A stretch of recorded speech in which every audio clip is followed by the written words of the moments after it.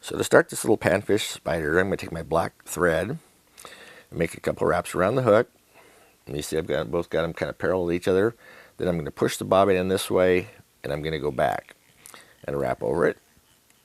And then, of course, attaches the thread to the hook. But what I want to do on this is I want to wrap completely over the hook shank and go just down a little ways into the bend.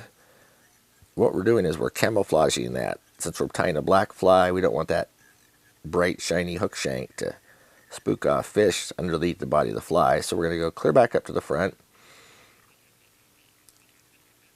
Make sure we get all that covered well. We're going to stop right behind the eye of the hook. Now our foam for this little foam spider is just regular 2mm foam like you can buy in craft stores. And what I'm going to do is just take a regular pair of scissors and start at the bottom, and I'm just going to cut a strip off that's just slightly wider. You can see how it's slightly wider than the blade of the scissors. Just going to cut one all the way across like that. One strip. That strip should be good for about 6 flies or so. I'm going to just cut it in some small pieces of about an inch or so. So once we get our piece cut widthwise, to attach it in the front, we need to do a little bit of work on it as far as getting rid of some of the bulk at the front and making it down into a kind of a little V shape. See, I've kind of done that. It's into a little bit of a point almost there, but not a real pointy point. Just a slope, little flat end. So all I'm going to do on this, I'm going to lay it right up there where I've got the hook, right behind the eye of the hook, or the thread right behind the eye of the hook. I'm just going to start and wrap over it a few times. This foam is relatively tough. It's not going to pull out real easy, but still you don't want to put too much pressure on it at this time, since we've only got it attached in one spot, and it's not by very much material. So once you've got wrapped over there, you just kind of push the foam forward and you go back about maybe halfway down the hook shank. This is totally subjective if you're making ants or beetles or how the bug should be, bigger or skinnier at front or back.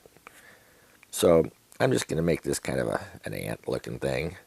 So I'm going to go about that far, about not quite halfway on the hook shank, lay the foam down, make a couple loose wraps over it, carefully pull straight down, because that's just pulling the material down, or the thread down, and not spinning the material around the hook shank.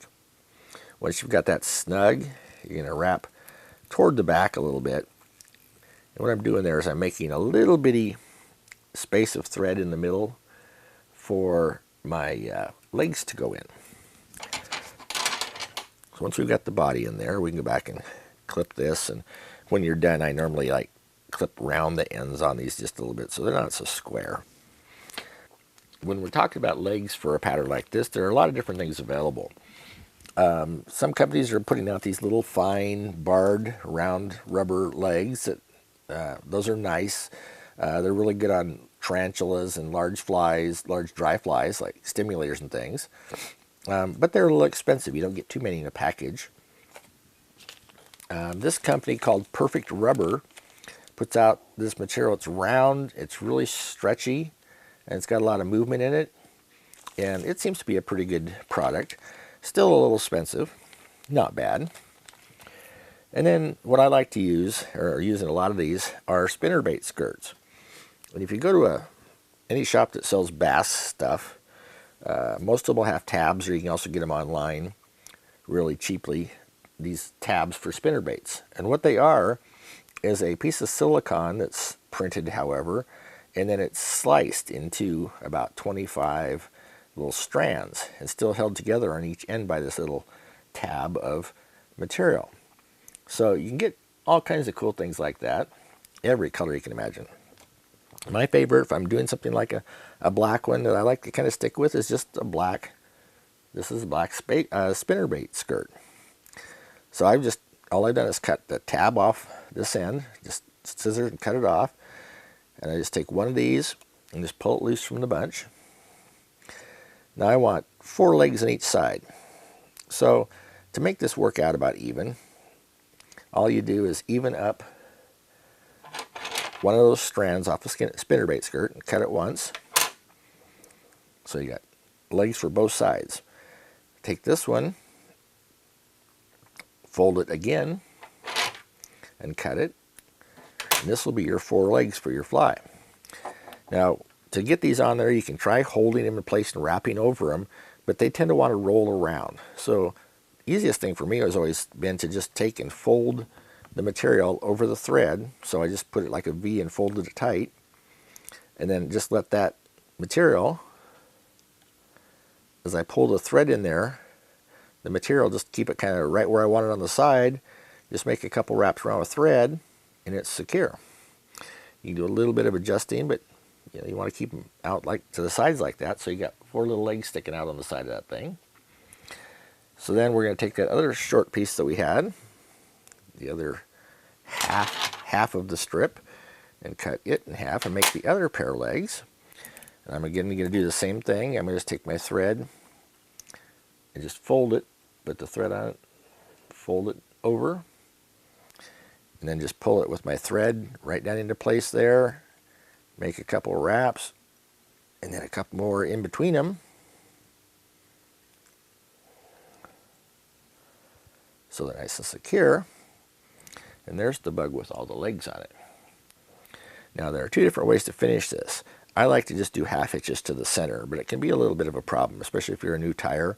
So I'm just going to go right to behind the eye of the hook, make a couple wraps up there, try not to get the legs involved, and then do a simple half hitch. 2 fingers on top and 1 finger on the bottom, and just roll your wrist over to make a loop of line. And that line goes right over the eye of the hook, and if you keep your finger on the eye of the hook, the only place it can go is onto the fly. You can't escape. One more time. 2 on top, 1 on the bottom. Turn it over so I've got a loop. Run it up to the fly eye and put my finger on that. That loop can only go down now around the eye of the hook because my finger's keeping it from sliding off. And that's the tying part of a little foam spider. I'm going to pull some legs around here a little bit. You want to pull in pairs, because if you just pull one, you can actually maybe slide it out sometimes. So get them all evened out there like they should be. Now all it takes is a little drop of head cement right here on top where the thread was.